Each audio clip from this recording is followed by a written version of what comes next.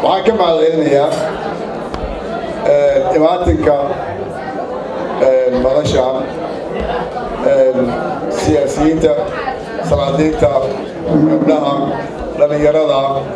aqoon-yahanada meelaha kala duwan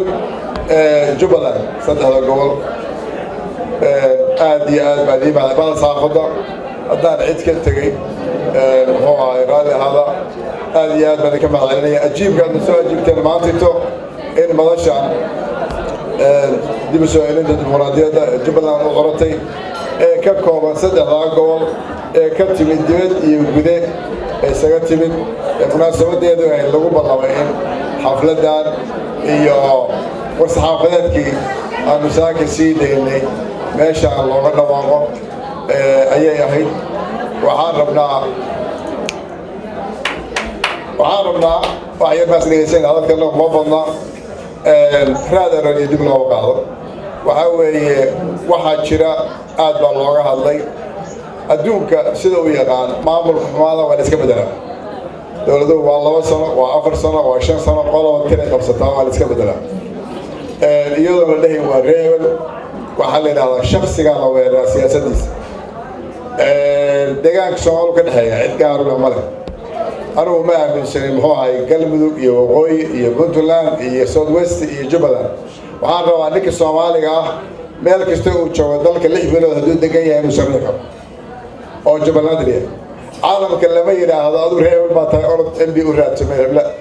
inagu ma inaga jirtaa inaan isfuquuqno isirino cid dhulka la dhalatayna ma leh waxa weeye mid waa ka cudur daaranaynaa dhibka jira haddaan ka hadalno kama baxayno dhowr casho haddaan hataa hadlayno oo inama deeqayso waayo dhibka jirana uu badan yahay beelaha wax tirsanayaana way badan yihiin shakhsiyaadkuna way badan yihiin marka horta ciddii muxuu ahay arrintaas ha loo dulqaato hadalka ka hadli weyday waayo waxaan ognahay inayna qolkan 200 oo qof qaada u sanayna buuxin waxaa weeye maantayto sharaf weyn bay noo tahay inaan idinku nimaadno inaan idin tusno waxa aan ka koobannahay inayna xaafad ahayn inayna koox ahayn inay tahay dadka halkaa jooga markaad fiirisaan saddexdaa gobol dadkii jooga inuu meesha ku dhan yahay oo sacidna ka maqnayn marka laga eego deegaanka waxaa jooga 4 guddoomiye degmaa joogta waxaa jooga guddoomiye gobolka xigeenkii Jubbaland ha jooga waa siyaasiyiinta kaliya waxaa jooga xildhibaano Jubbaland ka soo tagay waxaan rabaa marka inaan sheegno khayr kalaam ma aqal wadalla waa lagu noqday waxa weeye cadaalad baan dadka waxaan u socono waxa weeye dadka xilka waxa loogu dhiibaa waxa la eega CV-giisa maxaa u qoran muxuu soo qabtay muxuu soo noqday challenge-ku wuxuu ku helaa qofku muxuu ka soo shaqeeyay muxuu soo noqday anigu waxaan dheeray CV dheer baan leeyahay ciidan baan ahaa gaashan sana noqday Mareykan iyo Ruush waxaan ku bartay dalka waan soo shaqeeyay ma dhaweyd baan waxaan ka lahaa Mareykan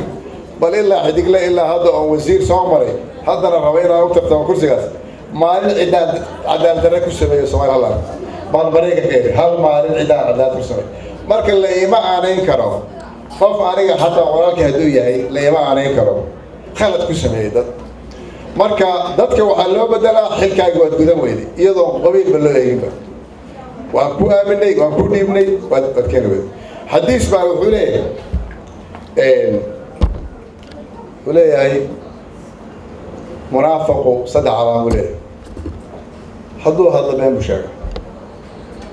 haddii la aaminana uu khiyaana haddii lagu ballamana ahdi lala gaarana uu ka baxa waxaa inoo qoran innaga dastuur baa inoo qoran shareecada ka sokow qodobka afraad ee dastuurka dalku wuxuu leeyahay shareecada ka sokow dastuurka dalka waxa ugu sarreeya qofku marka waa inuusan ka leexan oo ixtiraamaa waxa inoo qoran ee bugta lagu qortay ama ha noqdo heer federaal ama ha noqdo heer maamul haddii marka wixii lagu heshiiyey aad ku adkaysato cidna kuma eedayn karto haddii wax la bedelayo baarlamaan baa jooga oo ah sharci samaynta inuu adeegso oo qodobkaa bedel ama dhul ha noqoto ama dil qof la dilayo ama xarig ha noqoto ama qof dhul laga qaaday ha noqoto adoo eeda qaadan maayo anigu waxaan sameynayaa wixii la qorto waxay noogu jirtaa 9 qodob ee hiigsiganaga ah ee ay nimco akhrinaysa oo ah hiigsiga waxaa loo yaqaano haddaan ku guulaysano inaan sagaalka aqoon waxaa ugu horeeya saraynta sharciga yaan aaminsanahay waxaa weeye marka xigmad ka badan xigmaddii ku hadli maayo ay saaxiibaday ay ku hadleen saaka saxaafadeedkii aan sii daynana waxaa ku yaallay macluumaadkii aan u curannay iyo waxa aan doonayna inaan samayno haddii aan ku guulaysano jubbaland way naga badan tahay kismaayo ka soo qaad qaahira 25 milyan baa ku nool soomaaliya oo dhanna waa 14 milyan haddaan soomaaliya dhan dejinno kismaayo dhulka kaloo dhan way naga cidloobaya bal intaynu haysano dhul weynankiisa fiiriya iyo waxaynu isku haysano macnadaradeeda waxaan rabaa inaan ka hadlo jubbaland waxay hoontinimada ay ku faanayso waxaa iskale beeshari weynaad iskale waa beeraha waxaa weeye beeraha wey waxa ay ku faanayso waa beerahana dadka ugu badsada waa la yaqaan waxaa weeye marka marti waxaa weeye ma aha inaan la ogeyn jubbaland waxay u baahan tahay inay hodan noqoto caalamka u geysato muxuu ahay badeecadeeda waxa xoogga ay saaraysaan waxaa ugu horeeya inay dhulkeeda beereedka ah ay hormariso jubbaland dhowr boqol kilomitir oo waxay leedahay badda kalluumaysigeeda inay hormariso xoolaheeda inay hormariso waa meesha keliya oo ilaa 9 kastam laga samayn karo labada dowlad ee dariska nala Ethiopia iyo Kenya oo turbataan intelligence lacag nooga soconayso waxa weeye ma aynaan isticmaalin awoodii ilaahayna siiyo warshadaheena haddaan keenno ma aynaan eegna dekadu waxa weeye boqolkiiba 70 maraakiibta jamba ku jirta waxay in la sifeeyo lama sifeyn 6 sano waan sifeynayna anagu si weel weyn baa ilaah lagu weydiistay dekadu boqolkiiba boqol u shaqeyso maraakiib weyn u timaado jubbaland meesha waxa weeye oo loo yaqaan diversity waa dad isu tago kala duwan caalamka waxaa ugu horumarsan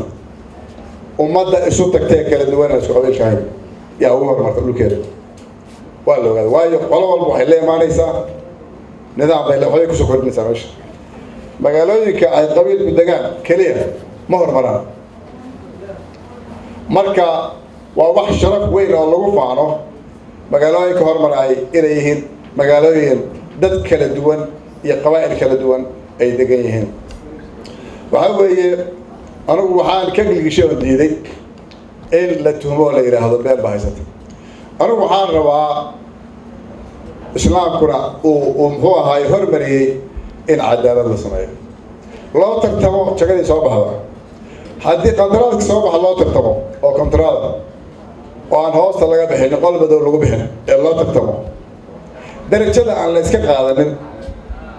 ee la yiraahdo meritocracy waxa loo yaqaan yaa mudan oo hawsha ka bixi kara waxaa la rabaa inaynu qofka fiirino khalfiyaadkiisa what he was muxuu ahaa muxuu soo qabtay seebuu ahaa qof adduunka looma dhiibo aan waxba soo marin caalamka cidna ma hayar garayso cidna shaqo ma siiso Soomaaliya waa laga helaa qof aan weligii waxba soo qaban xafiis waa hotel laba qol aan maamulin inuu ummadan maamulo Soomaaliya kaliya laga helaa meel kale laga helo ma jirto ama heer fadlan ha noqoto ama heer ha noqoto maamul goboleed Soomaaliya kaliya laga helaa nasiibkaas waxaa weeye marka waagii baa hadda ku bariyay hawsha waagii baa ku bariyay dadkii dhulka waa yimaadeen dibadii gudaha ka yimaadeen inama anfaado 27 sano ka bacdi in dhulkii ummadda la haysto dhulka ummadda ka dhaxeeya waa dhulka xukuumadda dhulka dadka gaarka u leeyahay in la haysto ma mudna dowladda xil baa ka saaran federaalka waxyaalaha laga dhuuman karin baa jira dad bay u karaysan yihiin dhulkii ummadda ka dhaxeeya ee dowladdu lahayd suuragal ma aha dowladdu waa inay arrintaas soo afjarto dadka shacabka waa in la heshiisiyo dadka dhulkooda iyo beerahooda waa in dib loogu soo celiyo 27 sano wax yar maaha dhulkana waa in la xoreeyo annagaa rabna nabadiidka ilmahay ku dhashay maanta 12 sano jiraan hadday 15 gaaraan ku qaangaaraan waa dareemi kartaan dhibka uu leeyahay ilma 15 gaaraan waa inaan ka gaadhnaa waa in aynu xoreynaa dhulka jubbada dhexe waa in la xoreeyaa annagaa u taagan oo dowladda ka codsanayna waa gobolka 18 gobol maca 4 degmo iyo caasimadii Jubbaland la haysto jubbada dhexe meel kale ma jirto 18 gobol dalka marka taas wax qarsoon ma aha annaga cod dheer ku leh dalka hana la xoreeyo dalka ha la isku furo hore ha loo socdo ma qabaano maanta to qabiil diyaar oo qabiil kale inuu ku jiro inuu jiro anu tuhunka ma qabo waayo annagu naftanadana kuma nihin cadow kuma nihin oo kuma duulayno cid kale kuma duulino oo soona cid kale ku duulno waxaan doonaynaa inay dhacdo dimuqraadiyad iyo muxuu ahaayey tartan cad oo xor iyo xalaal ah in maamulkaas madaxweynuhu axmed salaan ka yahay la diyaariyo dowladdu ay sharciyadda ay leedahay wasaaradda arrimaha gudaha wasiirka dastuurka ra-iisul wasaaraha madaxweynuhu inay xaqiijiyaan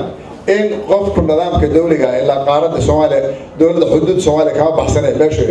in la sugo in uu wadadii saxda ahayd maro haddii kale sharciga uu ka weynaan taas dowladda baan u leedahay oo waxaan u dooranay madaxweyne maxamed cabdullaahi farmaajo aan u dooranay waxaan codsanaynaa in la hirgeliyo in doorashada la dhaqangeliyo waxaan ogahay South West koonfur galbeed inay ku socoto sanadka dhammaadkiisa Puntland ku socoto January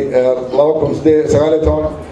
muxuu ahaayey Jubbaland ku soo socoto August 15 2019 hadalka mar rabo inaan badiyo dadkaan waxay diyaar yihiin inay hawshooda kala gutaan yaqadooda waxaan aad uga mahadcelinayaa madashaan dadkii soo abaabulay muxuu ahaayey ku soo dhiiray inay u dulqaataan sida quruxda badan u abaabulay howlkan waxaan u mahadcelinayaa dadkii muxuu isxilqaamay muxuu noogu yimid madasha avocado diyaar baan u nahay in muxuu ahaayey kaftankaaga waan qaatay waxaan diyaar u ahay muxuu ahaayey haddaan gafana in la soo qabtaan diyaar u ahay waan kula garanayaa heeg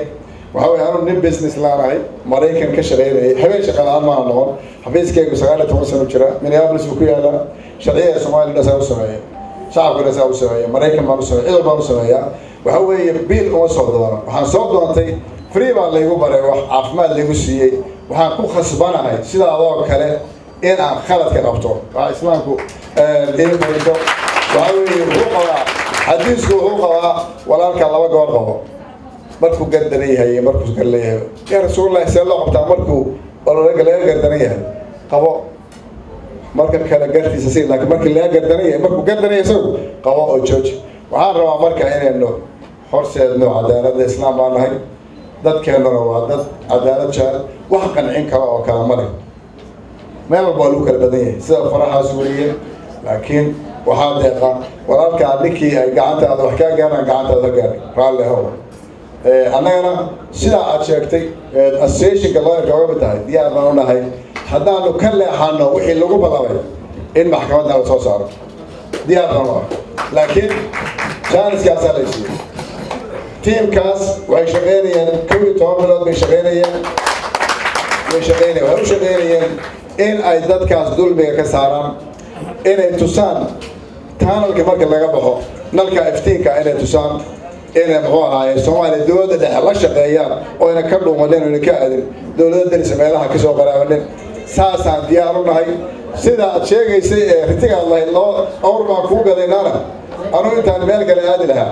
geelaas aan u baahanahay la diyaar gareen hadii la yiraahdo aad ka mahadcelinayaa muxuu ahaayey raggii muxuu ahaayey meeshaas waqtigooda ay sugi weyday inay hadlaana waa ka raali gelinaynaa dadka waa kala naqaanaa ma nihin dad iska jooga dad waddanka muddo badan ka shaqeeya waana dibaddana ka shaqeeya cid walba wax la qabsaday aad iyo Soomaaliya ha noolaato Soomaaliya ha israacdo Soomaaliya ha midoodo